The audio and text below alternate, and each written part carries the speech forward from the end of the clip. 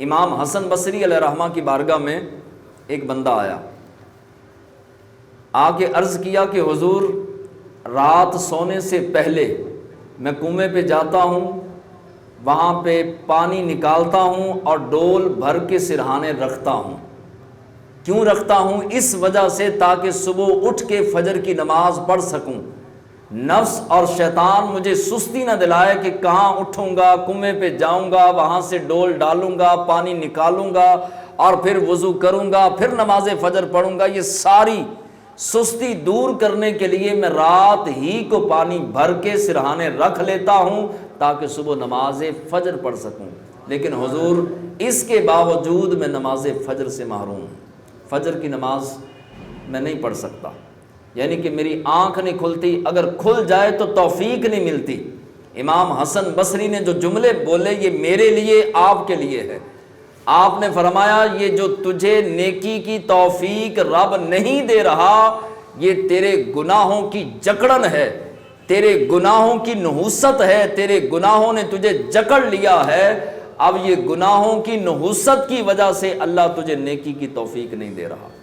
اب جو بھی نیکی سے محروم ہیں، وہ درس قرآن ہے، وہ جمعۃ المبارک ہے، وہ نمازیں ہیں، وہ ذکر الہی ہے، وہ تلاوت ہے، کوئی بھی نیکی ہے، اگر وہ دور ہے تو سمجھ لے گناہوں کی جکڑن ہے۔ اللہ نے توفیق کو سلب کر لیا، اللہ توفیق چھین لیتا ہے۔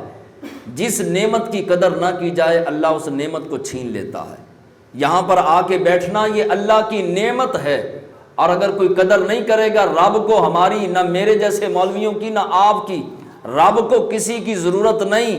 آپ کو رب ہٹائے گا دوسرے لا کے بٹھا دے گا، مجھے یہاں سے اٹھائے گا دوسرا عالم لا کے بٹھا دے گا۔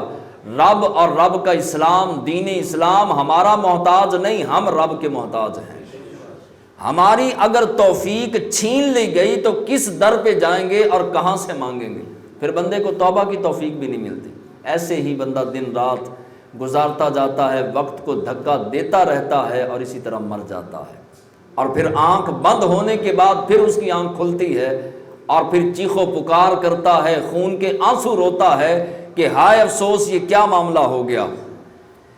امام حسن بصری کی یہ بات یاد رکھیں کہ گناہوں کی جکڑن کی نحوست یہ ہے کہ اللہ توفیق عمل، نیکی کی توفیق یہ چھین لیتا ہے۔ گناہ رکاوٹ ہیں بندے اور رب کے تعلق کے درمیان، یہ گناہ جو ہیں یہ رکاوٹ ہے۔ یہ تلاوت قرآن کو جو دل نہیں کرتا یہ گناہوں کی وجہ سے نہیں کرتا، درس قرآن میں بیٹھنے کو دل نہیں کرتا یہ گناہوں کی وجہ سے نہیں کرتا، نماز کے لیے آنے کو جو دل نہیں کرتا یہ گناہوں کی جکڑن کی وجہ سے، جو گناہوں نے پنجہ گاڑ لیا ہے اس پنجے کی وجہ سے ہمارا دل نہیں کرتا نیکی کرنے کو، اور اگر کر بھی بیٹھے تو پھر برباد کرنے کو دل کرتا ہے، چار بندوں کو بتانے کو دل کرتا ہے۔ لہٰذا یاد رکھیے ایمان اللہ کا تحفہ ہے، قرآن یہ اللہ کا تحفہ ہے امت مسلمہ کی طرف، رمضان یہ اللہ کا تحفہ ہے۔